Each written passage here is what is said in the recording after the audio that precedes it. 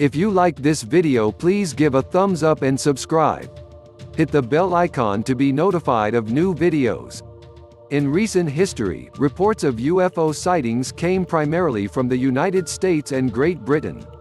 UFOlogists and other interested individuals knew that a world of information was kept behind a communist curtain of secrecy. The Russian military, the KGB, and the Russian government kept a tight lid on all information, including any UFO or paranormal activity. Thanks to Glasnost, that has changed. Now information is coming from the former Soviet countries, as UFO researchers and scientists are relating information through the internet, and organizations like MUFON. Fortunately, the Russians have always taken a more serious approach to the enigma of UFOs. In America, at least until recently, most individuals who saw something strange were afraid to come forward with the information. This little green men mentality does not exist in Russian reports. For that reason, we are graced with an excellent report of a crashed saucer. UFOlogist Nikolai Subotin and Emil Bakarin's labors bring us this compelling account of a crash in the Shaitan Mazar, Russian for Grave of the Devil. The Shaitan Mazar is located in the Tian Shan Mountains of Kyrgyzstan near the border of China. The incident of Shaitan Mazar began on August 28, 1991. Shortly before 5 p.m. an extremely large object approximately 600 meters long, and 110 meters in diameter appeared over the Caspian Sea, showing on radar screens of the tracking station on the Mangishlik Peninsula. Radar computations showed the object moving at the speed of 6,300 miles per hour, at an altitude of 21,000 feet. Tracking station operators immediately broadcast the friend or foe request. No response was received. The streaking craft was now considered an intruder. The Cosmodrome at nearby Kapustin Yar was contacted, requesting information on any test flights from the facility. The officer in charge replied that there were no test flights of any type and that he, also, had the object on his radar screen. Operators at Mangishlik issued a military alert. The alert put the military into action immediately. 2 MiG-29 fighters were diverted from a routine mission, and 2 others were scrambled from the peninsula.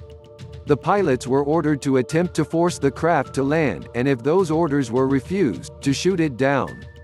Military flight commanders gave interception coordinates to the planes. They would meet with the unknown object over the Aral Sea. Speeding to the position, the MiGs had the object on their radar screens. When they reached visual range, they were shocked to see a gigantic, elongated, metallic gray object. The flight leader requested the friend of foe response, and gave orders for the unknown craft to fall in behind the lead MiG, and follow it to a landing. There was no response from the craft.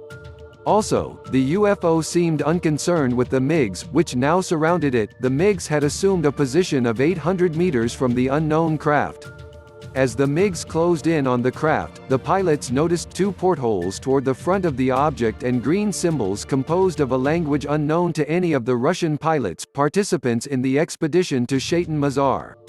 L-to-R, Oleg Murashev, Nelly Slugina, Anton Bogatov, Nikolai Subotin, Alexei Kostenko, Emil Bachurin. Photo by Maxim Plugin. Copyright by Nikolai Subotin. Copyright and Russian UFO Research Station. Copyright 1998. As the MiG jets kept pace with the object, they radioed the status of their search to Area Defense Headquarters. An emergency meeting was called to decide on the course of action. Should they give the order to shoot the craft down?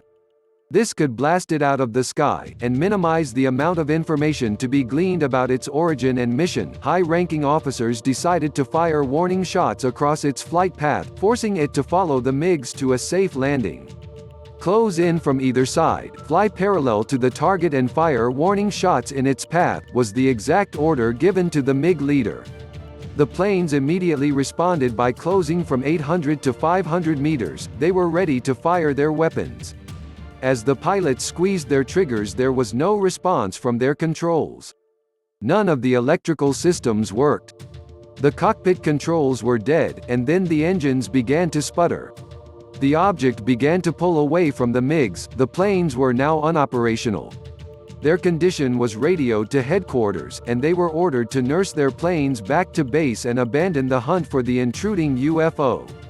Radars on the ground continued to track the object, as it made a zigzag course back over the Aral Sea. Mathematical computations assigned the craft speed at an astonishing 42,000 miles per hour as it again assumed civilian airspace. As the object left the MiGs, the controls on the jets began to return, enabling them to make a safe landing. Flight controllers at Mangislik made a notification to the Air Force and civilian personnel of the object's projected flight path. They were told that an unidentified craft was traveling through their area, posing a serious threat of collision with other craft. Approximately 45 minutes after the sudden appearance of the UFO, it simply vanished from radar screens. Though shaken from the stirring events of the last 3/4 of an hour, there was a sense of relief among military personnel that whatever or whoever had invaded their airspace and crippled their jets, had left them. This was the end of the giant UFO, or was it? Although the strange and unusual events of August 28, 1991, brought numerous debriefings and discussions, the threat of the UFO was now past. What was the enormous craft that had invaded civilian airspace? What was its origin? What was its mission? Was the threat from another country?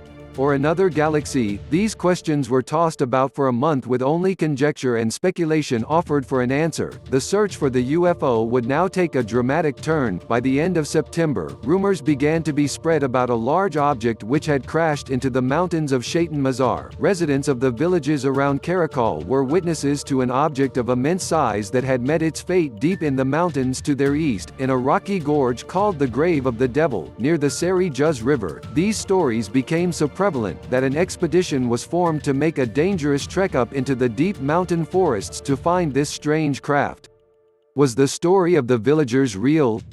The expedition was now ready to answer that question. The group of brave men and women who formed this expedition was made up of experienced mountain climbers, locals who knew the danger of the mountains and woods, and members of the Russian UFO group, SAKK-UFON. The leader of this UFO group was the well-respected researcher Anton Bogatov, who would also lead the fact-finding expedition. Hopes were high that this group could locate the crash site and answer many compelling questions about the large craft. Would they be successful, or would they merely find a meteor, or perhaps a piece of an asteroid?